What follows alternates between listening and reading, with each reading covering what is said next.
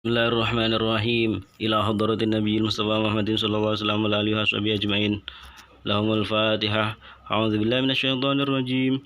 Bismillahirrahmanirrahim. Alhamdulillahirabbil alamin. Arrahmanir rahim. Maliki yaumiddin. Iyyaka na'budu wa iyyaka nasta'in. Ihdinas siratal mustaqim. Siratal ladzina an'amta 'alaihim ghairil maghdubi 'alaihim waladdallin. Amin. Wa ila arwah Syekh Abu Abdullah Muhammad bin Daud as-Sunhaji wa usuli mafruhim. Lahumul Fatihah. A'udzu billahi minasyaitonir rajim. Bismillahirrahmanirrahim. Alhamdulillahirabbil alamin. Arrahmanir rahim. Maliki yaumiddin. Iyyaka na'budu wa iyyaka nasta'in. Ihdinas siratal mustaqim. Siratal ladzina an'amta 'alaihim ghairil maghdubi 'alaihim waladdallin. Amin. Bismillahirrahmanirrahim. Qala al-musannifu rahimahullah ta'ala wa nafa'ana bihi wa bi'ulumihi fid dharain. Amin. Anwaul kalami ay hadhihi utawi iki iku nerangno pira-pira maceme kalam. Anwaul kalami ay hadhihi utawi iki iku nerangno pira-pira maceme kalam. Al kalamu utawi kalam. Huwa ya kalam al lafdhu iku lafat. Al murakkabu kang tersusun. Al mufidu kang berfaedah. Bil wat'i kelawan disengaja utawa kelawan bahasa Arab.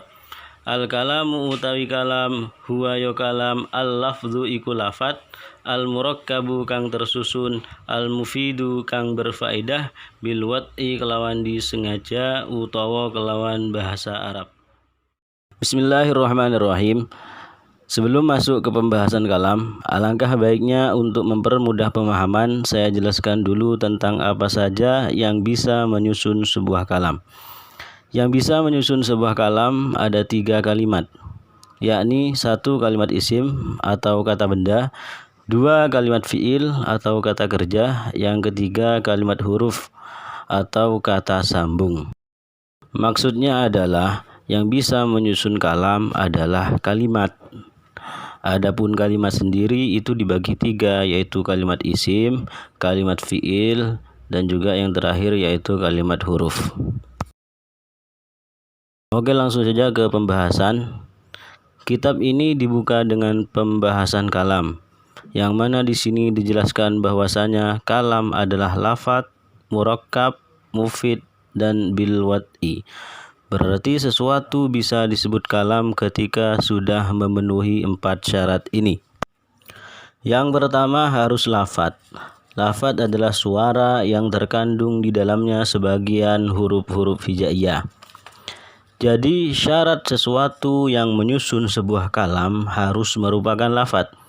Jika tidak merupakan lafadz, maka tidak bisa dikatakan kalam, seperti suara gendang. Karena pada suara gendang terdapat huruf yang bukan merupakan huruf hijaiyah. Contoh lafadz yaitu Zaidun, yang mana pada lafadz Zaidun terdapat huruf zai, huruf ya, dan huruf dal.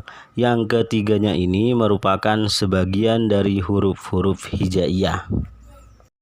Yang kedua harus murakkab, artinya harus tersusun dari 2 kalimat atau lebih.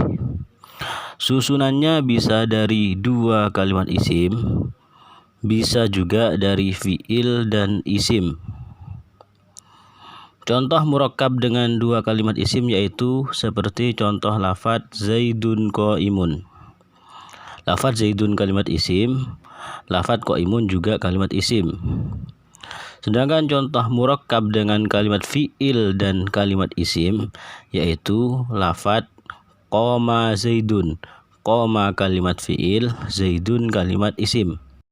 Karena semua contoh tadi merupakan susunan dari 2 kalimat, maka semua contoh tadi sudah bisa disebut kalam. Karena ketika hanya 1 kalimat, semisal hanya lafadz Zaidun atau hanya lafadz qaimun, maka tidak bisa disebut kalam karena tidak murakkab atau tidak tersusun. Yang ketiga harus mufid, artinya harus bisa difahami. Sebuah kalam sudah dikatakan mufid ketika yang pertama fiil sudah menyebutkan fa'il, contoh qoma Zaidun. Yang kedua mubtada sudah menyebutkan khobar, contoh Zaidun qaimun. Yang ketiga, syarat sudah menyebutkan jawabnya. Contoh, in qoma Zaidun qoma Amrun.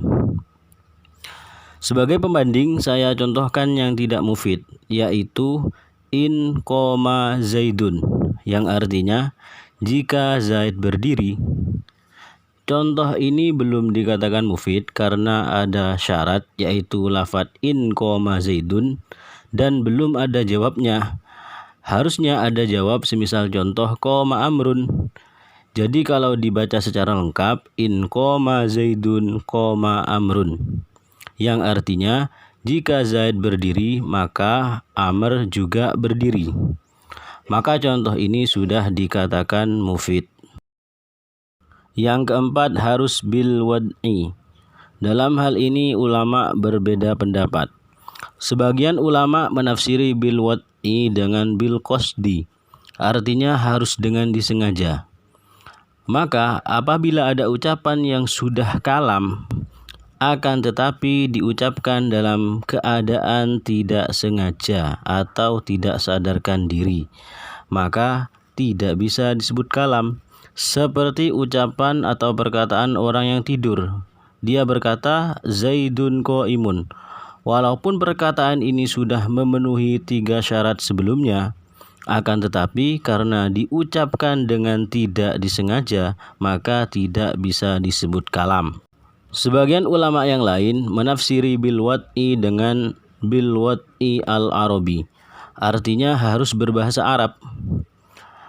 Artinya ucapan atau perkataan yang tidak berbahasa Arab maka tidak disebut kalam.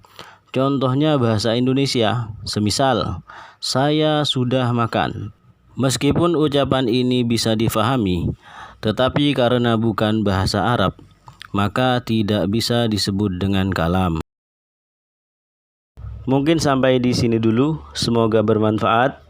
Wassalamualaikum warahmatullahi wabarakatuh.